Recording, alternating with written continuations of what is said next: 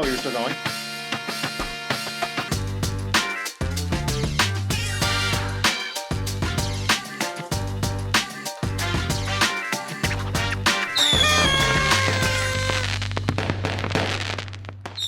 Hello everyone, welcome back to European Watch Company here in Boston. I'm Robert, here with my colleague Justin. As 2023 is coming to a close, we've been thinking about a lot of the watches we've seen this year, some of the really remarkable stuff, some of the special stuff, and some of the stories that have gone along with these watches that we've sold.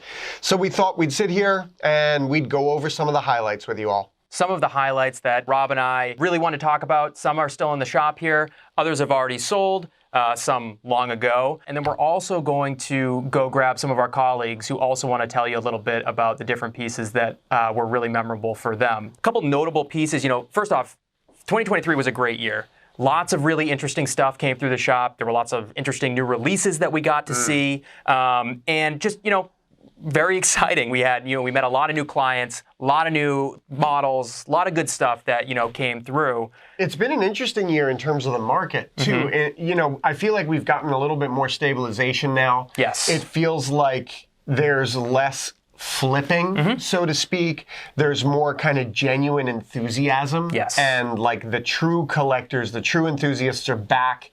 And because of that, the market is solid. Right. And it's a lot easier to buy and sell and trade, unlike some of the previous years where things have either been crazy up, crazy down. So it's been really nice this year, and we've gotten, because of that, I feel like we've gotten to see some really exceptional stuff, both like exceptional old pieces that are very rare and very desirable, and some really nice new arrivals as well, new things that are really exciting. Yeah, I mean, like you said, this 2023 feels like the first year since COVID where it feels normal. Yes. Things are not frenzied. Prices are, like we're saying, they've come back to a more manageable level, and it feels like things are more accessible for everybody. Things make sense. Exactly.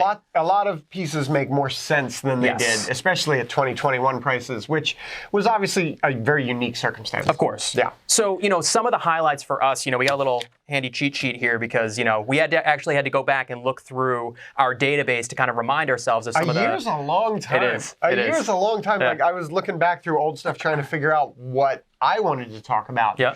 And it's like, you don't realize it, but like we do a lot in a year. We do. It's a lot of watches. So just, to that, we sold several thousand watches this year, and it's, things are turning real fast. So some of the highlights for us, again, from my little list here, one of the, or a couple of them, that sealed RM72. Which was both a highlight and a disappointment. True. It stinks that it was sealed. Agreed. I wanted to try to play with it so bad. and we couldn't play with it, and it like broke my heart. Yeah. But what a cool design. What a great way to take like the RM11 and those kind of previous chronos and morph it into this thing that's even more modern and more just very interesting. Because that's completely non-traditional. Yep. Yeah. Totally super interesting piece.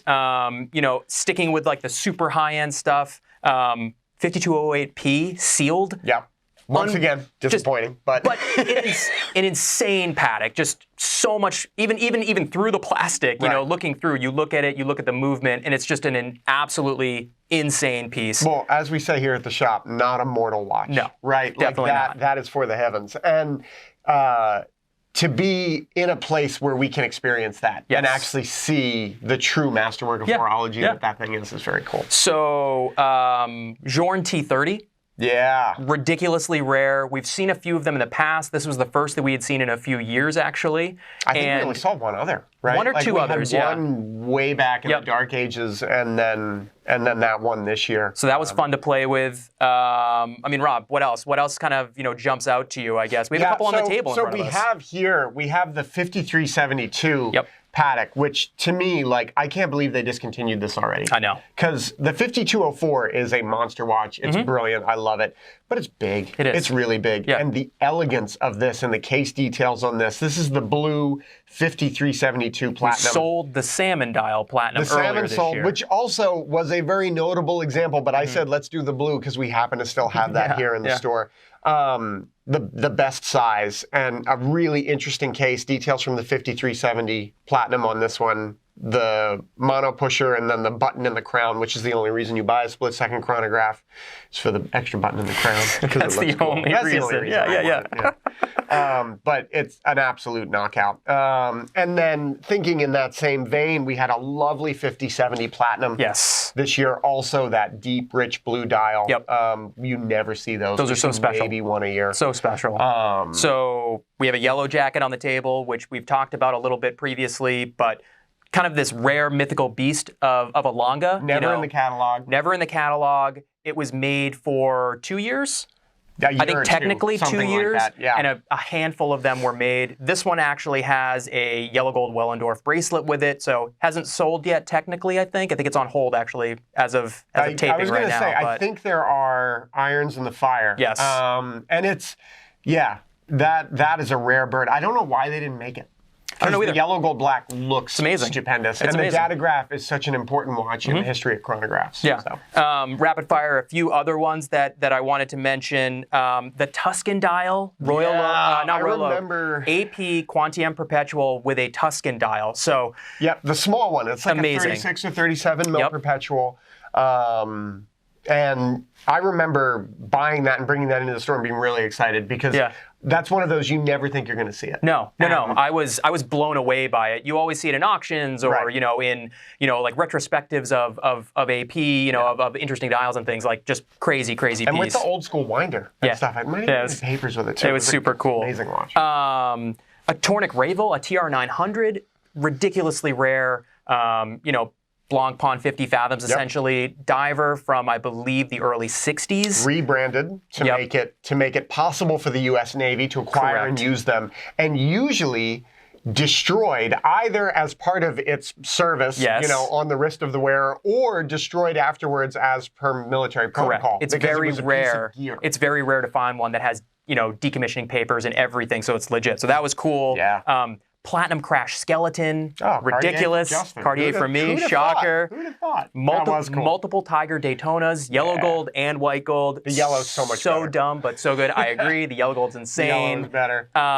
Some other really cool vintage stuff. We sold a 5508 small crown sub that was probably one of the best examples I've ever seen. It was so clean. Just ridiculously beautiful dial. Gorgeous case. The bezel was still super crisp. Just a really great piece. And then also, another kind of like honorable mention that from the very beginning of the year I found this was the Vacheron Overseas Chrono Everest Edition. Yeah. Which feels like forever ago that we sold that. That was a long time ago. But it's just a super cool piece. Another one with a really great story. The piece that Vacheron made for Corey, what the hell's his name? I don't remember. The explorer and photographer who climbed Mount Everest, and Vacheron made him a prototype piece. This was kind of like afterwards. They made this as a production piece. So just really, really interesting, cool. Really good dial on that. Yeah. Really good dial. And it was a completely different watch from the standard Overseas. Totally. In my opinion. Completely. It was really good. I see why people clamor for that watch. It was really, really good. So we're going to go ahead and kind of those were some of our favorites, but Rob and I actually picked our actual favorites from this year, and then we're going to bring in some of our, like we said, our colleagues. Rob, what is your pick for your favorite watch that EWC sold in 2023? Yeah, not an easy task. No. Not an easy task. And I didn't look at it as the whole store. I kind of thought about like my own deals here at the store and like things that I thought were remarkable. And it's tough because we see, as you can see just here on the table, a lot of really remarkable stuff. Yeah. But I actually decided to go with the new Vacheron 222. Nice. And this, while it is current, it wasn't a 2023 release. This came out in 2022. But we didn't see it until 2023. Correct. It actually took us a while to get one of these. And I don't usually go for Vacheron. I owned one for a while. I really liked it. I think the company is doing a great job with most of the watches it makes these days. But this is remarkable. It's gorgeous. This is so cool because it is so 70s, which I really love. That like armadillo-style bracelet. The armadillo bracelet, the postage stamp bezel. And they did the original. All all the justice you could ever do for it with sure. this watch. Yeah. Because it's thin, it's beautiful, the proportions are right, the bracelet tapers way too much, which in my opinion makes better. it better. Oh, exactly. Yeah, absolutely. But I mean, that's a severe taper. That's probably like 14 mil or something on that side. I will say, I think they named it incorrectly because if it was a 222 in 1977 or something, shouldn't it be like a 267 now, Robert, to celebrate the... The 222 was made for the 222nd anniversary of Vacheron Constantin, so, whatever. But I mean, like, no lie, I would take this over like a yellow gold 16202. Wow. I think this is just... It's more interesting. It's more interesting. There's more cachet here. I love the fact that they haven't done steel. Yeah. I think they're going to. I almost wish they wouldn't. No, they will. And just have this gold with the champagne. It's just killer. I love how monotone. So I love, good. like you just said, the yellow gold with the champagne like and all the yellow gold. It's like an old but it's school better. It's president, better. but it's better. Way better. No seconds hand. You don't need it. No. You don't need to know Also, your watch to the second. You don't want it, yeah. Plus, time passes. You don't need to be aware of it. It's zen. Well, yeah. I like this We're one. super lucky that this piece actually walked through the door today. Like literally half an hour ago. One of our colleagues actually took it in on trade, and Rob was like, "Oh, hey, what do you know?" That was my choice. And so, interestingly, I am also choosing a Vacheron for my watch of the year, which is very interesting, in my opinion. It's also Vacheron is not necessarily a brand that I'm super passionate about or interested in, but again, I kind of looked at this as more of my deals or my interactions with my clients kind of thing. And the piece that I am picking is the Vacheron Patrimony Perpetual Calendar Minute Repeater, reference 30020. So I actually purchased this from a really good client of mine. He's a great friend of EWC, and he has excellent taste in watches, has an insane collection. But similar to me, his taste changes quite regularly, so he's constantly kind of going, wholesale, trading in and out of his collection, essentially. So this came in as part of a big deal, and I was totally blown away by it. So it's a 37 millimeter Vacheron, the classic patrimony case with those gorgeous teardrop lugs from, I want to say, the early 90s. I think it was like a 1993 or something. Which was a really good time for Vacheron. Amazing. It was a really good time. You don't see a lot of those pieces floating around. Right. And I wonder if it's because people are keeping them. Because especially the higher end comps like that, like I don't think the tourbillons, the repeaters. They also just didn't make many of them. Vacheron was not that it's a high production company now, but back in the early 90s, they were even smaller production, and for a grand comp like this, it was just a tiny, tiny fraction of the overall production. So just like absolutely beautiful piece, super classic. It sounded amazing. It had such a crisp, repeater tone to it, just absolutely beautiful. Well, that watch, a lot of people like to say that, when you talk about the Trinity brands, a lot of people like to say they want to remove, usually Patek is safe, but a lot of people will talk about removing AP because they just do the Royal Oak. A lot of people talk about removing Vacheron because they didn't make their own movement until, 2000 or something like that. Don't care. You look at that watch, and it's like, that's a Trinity watch. Right. That is deserving of the 200 years of history that company has, and it's like, that's why that's a watch you see at auction. Yes. Right? That's a watch you see as, like, it's a cover piece sometimes, and it's like usually a nice big spread, because that is, That's proof positive and the perfect example of why Vacheron deserves the status, like you're saying, that it does enjoy. And also, just, again, it wasn't cheap, but when you're comparing it to a Patek, that would have, perpetual calendar, minute repeater complications, it's a fraction of the cost. We listed and sold it for about $125,000. So which is tremendous. An insane amount of watch for the price. So definitely feeling the holiday spirit here with you and I in some form of agreement. I know. What is going on? It must be all the eggnog. Christmas, Hanukkah, Kwanzaa miracle, I guess. Why don't you play us out, Robert, and we'll go and see who we can one of our colleagues can chat with us. Our first guest here is our colleague, Amy Reddy, watch specialist here at European Watch Company. Amy, what was your top pick of 2023? All right, so 2023, I've seen a lot, but just this past week, we got a really, really special piece in, and you can't help but just smile when you see it. You look at it and it genuinely makes you happy. And that's going to be the Yachtmaster Fruity Pebbles. There you go. Rose gold, sapphire bezel Nice. in 40 millimeters. Nice. You got to appreciate something Yeah. that doesn't take itself too seriously. Exactly. Which this watch is in spades. Yeah. And I don't take myself seriously. Exactly. But yeah, no, like I open the box and just instant smile. Yep. It's also it's refreshing to see something that's not diamonds and not iced out. Yeah, because we've seen the full Yep. white, Pave. diamond, pave, and Which I bezel have and a everything. huge affinity Yeah. for the pave one. Yeah. And then we saw the polar bear. Of course, yeah. Which was the blitzed out Yeah. case. Yeah, we see tigers, we see leopards, but Rainbows, like, everything, yeah.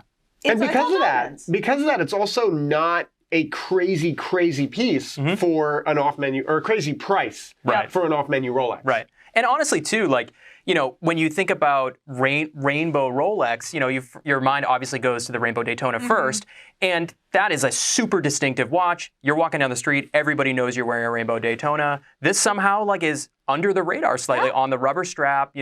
The stones aren't super in your face. Like it's awesome. And it's not a traditional rainbow. Like the colors, it doesn't go like red, orange, yellow, green, Sure. blue, purple. It's you've got blue, then you've got orange, then you've got yellow, then you've got green. So it just it blends so nicely, and it's vibrant and it's bold, but it's very understated. Nice. And I Good think choice. the plain dial, the Yep. fact that it's a standard dial with a crazy bezel Yep. makes so much sense. Because if it was, I'm sure they do a pave dial version of this where it's Probably. like the fruity with the pave. Yeah. To me, it'd be like, okay, now we've reached that over the top. Whereas Right. in this is actually like, you can get away with that happy medium. You get away with that. Well, Christmas is coming, Amy, so hopefully, hopefully you'll. Hopefully I'll find this under my tree. If not, this actually will be available pretty soon. Nice. For some lucky. Some very lucky client. Nice. Thank you, Amy. Appreciate it. Thanks for And joining us. yeah. Of course. Thanks for having me. No! It's the button. No! You gotta actually. There it is. Wham! Kazap! First try. All right, cut. All right, we're back in the room, and this time we have our good colleague, Michael Nee. Michael, tell us about a watch from 2023 that you thought was remarkable. So my favorite was one that you bought, actually, Justin. Okay. Was the vintage AP perpetual calendar. Oh, 5548 BA. Yes. Nice. It was a 5548, right? It was. Wasn't It the was. 2554. It was not. Yes, and that was like first series. Yeah. One of the earliest ones made. And the nicest one. Had 2 owners from new. Yep. Full set box, papers, original sales receipt from 1980. So funny story. That I actually bought that watch from the exact same guy that I bought the Vacheron from. That was my pick for the year. So he's 2 for 2 right now on favorite watches of the year. Yeah, that was an incredible piece. Yeah. You're also a sucker for that watch. It's a great story. Go ahead, tell it. So the story goes, and it could be a case of when it comes to print the truth or the legend, print the legend. We're not going to let it get in the way of a good story. No, we never should. But the story goes that movement was the work, which is still actually in a updated version. Sure. In this watch here, was the work of some watchmakers at AP working after hours on the base Jaeger caliber from the Royal Oak, adding modules to it. And So that ultra thin caliber that they were putting in the original 5402. Right. Oh, I actually didn't know that. yeah. Oh, cool. And they were kind of working on it after hours, like a pet project, kind of like if you're into cars, that's sort of how like Mercedes 6.3 was Sure. born, Pontiac GTO. M Coupe, come on. M Coupe. Skunk work cars. Yeah. He's speaking foreign languages. I don't even know what you guys are talking about. So I kind of always loved that about that story. Yeah. And they presented it to the CEO of AP at the time, and he loved it and told him to put it in production. There you go. Wow. And AP's own historians actually credit that watch with saving the company. Really? They were in very dire financial Well, it was the 80s, early- right? Like Yeah. the 80s were a dark, dark time. Yeah. And Quartz to come crisis. out with like this very traditional, little, slim perpetual calendar was probably kind of a tough thing to What a- do. what a and risk. like, right, from a CEO where you're like, we need Royal Oaks and we Yeah. need Nautilus and Right. all of these like hyper modern steel things, that's really an interesting kind of thing. And I think you always have to think about these pieces in the lens of history like that. Yeah. Because it colors the story so much more. Like when you think about when things came out and why they came out, that always makes it so much more interesting. Absolutely. That's very cool. So Michael Nee, dropping knowledge bombs on us today. So thank you very much, Michael. Yeah, thanks for joining All right. us. Thank you. See you later. All right, next up in our 2023 year-end favorite list, we've got our colleague David Cody, watch specialist. David, favorite watch of 2023, go. That would be a 126529 LN Le Mans 24-hour. Nice. A special watch. Yeah. And an actual 2023 release. Yes. Most of our watches have been like older things or things that have been in production. So you've picked something that came out in 23. Why is it your favorite? I think the history of the Daytona, and I think the American history as well as European history. Sure. I think that's, yeah. Plus, it kind of has a 24-hour scale. You can kind of use that as a GMT. Oh, You could. I never thought about that. I'm going to buy a Le Mans Daytona because I want a GMT. I love it.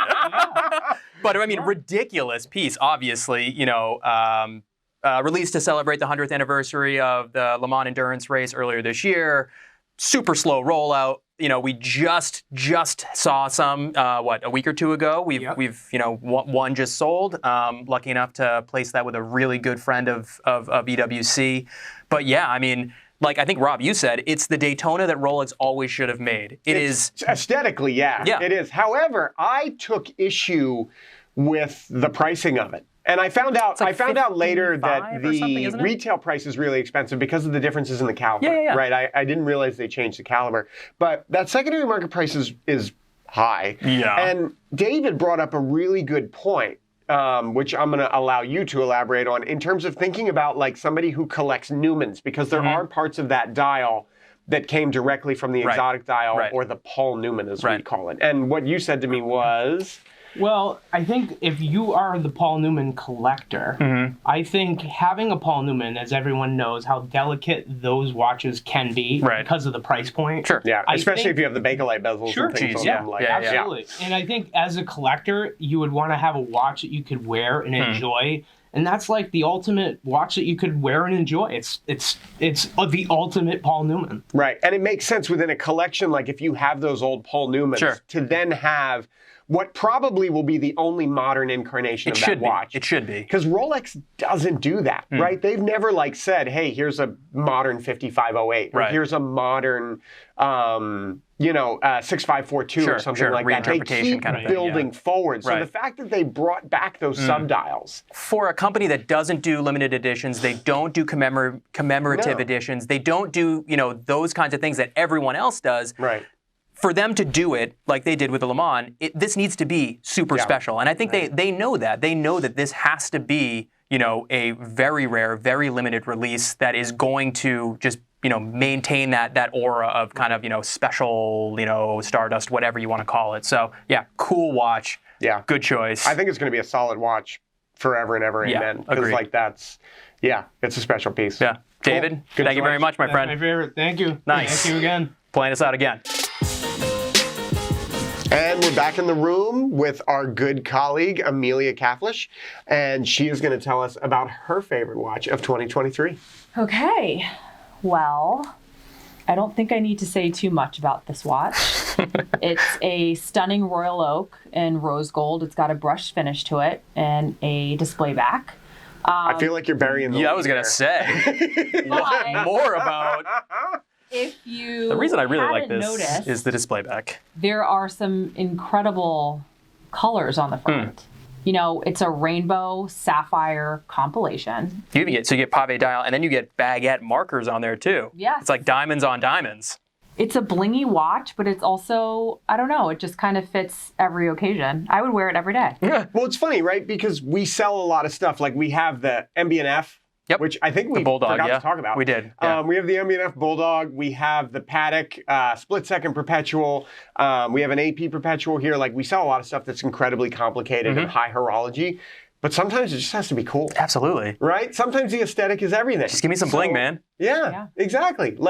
And there's art to that. Yeah. The gradient of those sapphires is incredible. The setting of the pave and the dial, and then again, those baguettes on top of that pave dial, like it takes a ridiculous level of artistry and skill for, you know, the technician who places all those stones to do that. Super cool piece.